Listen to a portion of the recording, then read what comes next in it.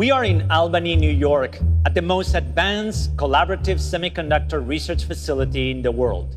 This kind of facility is the product of billions of dollars of investment and over 20 years of dedicated work. It has been built on a highly successful public-private model designed to support an ecosystem of world-leading semiconductor suppliers and manufacturers. It is where IBM researchers have done some globally altering scientific and technological breakthroughs in nanotech and semiconductor research. Many of you may not know this, but my early research at IBM was in the field of nanotechnology and lithography. You probably have heard about the field of nanotechnology. The field of lithography is a bit more obscure, but it is at the heart of why computing gets better and cheaper decade after decade. Mukesh Khare, one of the most respected leaders in the field of semiconductor research, is going to share how we're building the chips of the future. We're going to get a chance to talk about one of my favorite subjects for hard tech, semiconductors. Maybe we could start by discussing how are chips made? Well, Dario, it may not be immediately obvious, but transistors, the basic unit of computation on a wafer, is printed. Wafers are sawed out of cylinders of pure crystalline silicon, then polished to mirror-like finish.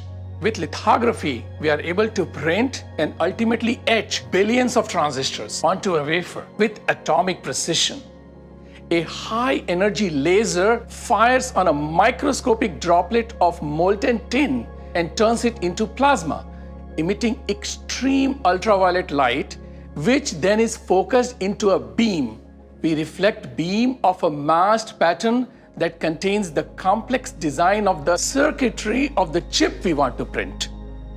That pattern of light is then shrunk through an array of atomically precise reflective mirrors, finally casting onto the silicon wafer at a microscopic level. This light exposure burns the pattern into the photoresist, and after it is developed, it forms a relief pattern that can be used to etch the desired structures into the silicon. The wafer gets processed subsequently and cleaned to remove the resist. This process gets repeated layer after layer, as many as 100 times, and over days and weeks, we get to ultimately create a fully functioning chip with transistor dimensions at a nanometer level. Imagine we're stepping down from our typical field of view by powers of 10. At 10 centimeters, our field of view crops the edges of a device like our phone. We see a printed circuit board as we move down to 1 centimeter, entering the chip and its 50 billion transistors. At a millimeter, we're now roughly to the point at which the industry had scaled 20 years ago, 30 million transistors on a single chip. Stepping down now to 100 microns, we see the largest elements of the integrated circuit. Just beyond this scale in our biology would be at the width of a single strand of human hair. Now at 10 microns, you'll see a portion of the chip with a large array of devices performing core functions of the chip. Passing beyond the nucleus of our cells at 1 micron, we continue to travel down deeper till reaching 10 nanometers, the scale of the very fabric of our makeup.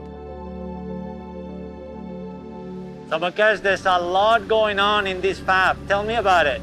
We use lithography technology to build the basic device for computation called transistors. Working together with our talented research team and many partners, we have pioneered a new transistor structure we at IBM call this nanosheet, which has become the foundation for every chip manufacturer's future chip generation. The nanosheet structure is formed by vertically stacking multiple layers of silicon sheet channels around 5 nanometer in thickness, which is about 2 DNA molecules. In 2015, we were the first to create the world's first 7 nanometer test chip. A few years later, in 2017, we did it again, creating the 5 nanometer test chip, where we first introduced the nanosheet technology to the world. And now I'm very proud and excited to say that we've done it again, creating the world's first 2 nanometer node chip. And we did it right here in this facility, There are almost 10 times more transistors on this wafer than the number of trees in the entire world.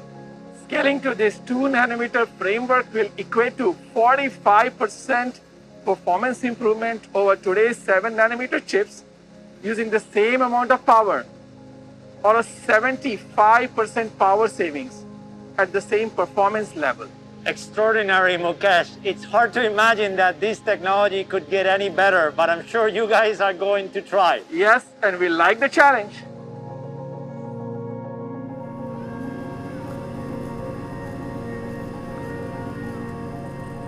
These continued technology advances ensure an enduring platform for both our own hardware and systems, but also the entire technology ecosystem.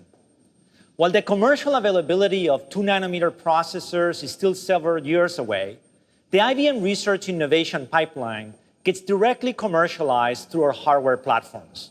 In fact, IBM's first commercialized 7 nanometer processor, based on our 2015 innovation, will appear later this year in IBM Power 10 based systems.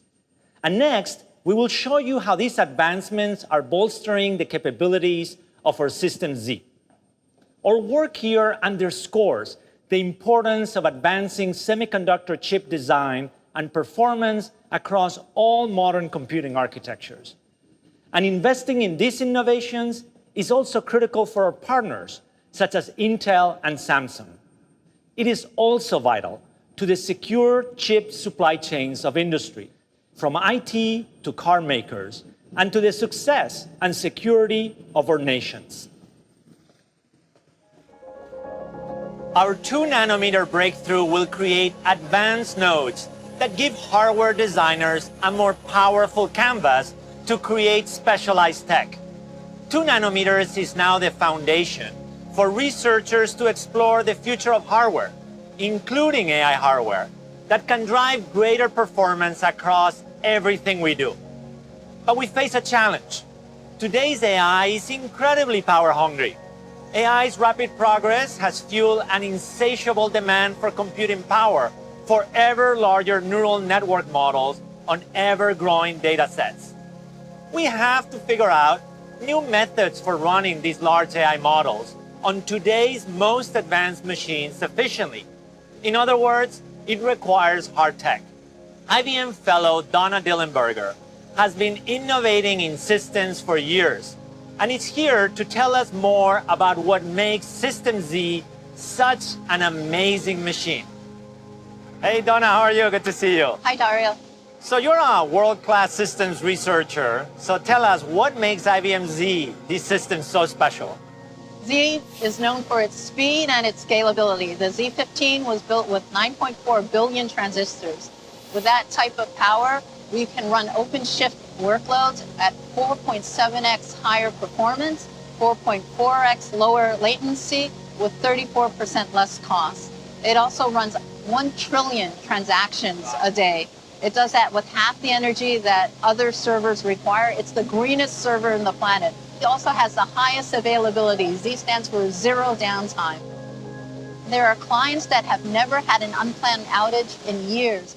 While a Z server is running, you could pull out its memory, its processors, its I/O drawers, and it will still run. Yeah, what a marvel of a machine, right, in terms of transaction processing. But what about the world of AI? What can it do for AI? AI could be done in Z with millisecond response times. You have these transactions just being thrown at the server, 20,000, 30,000 transactions a second. No other server could do that and run AI embedded in real time.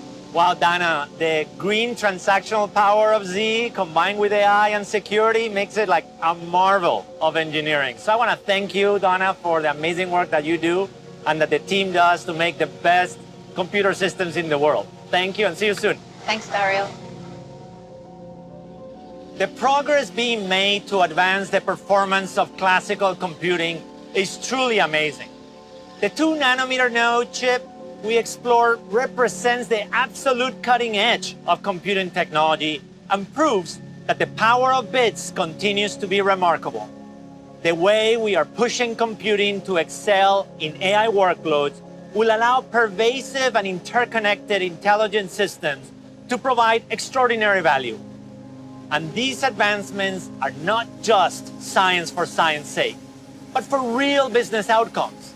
It's how our research provides the technological innovation behind IBM's most advanced systems available today.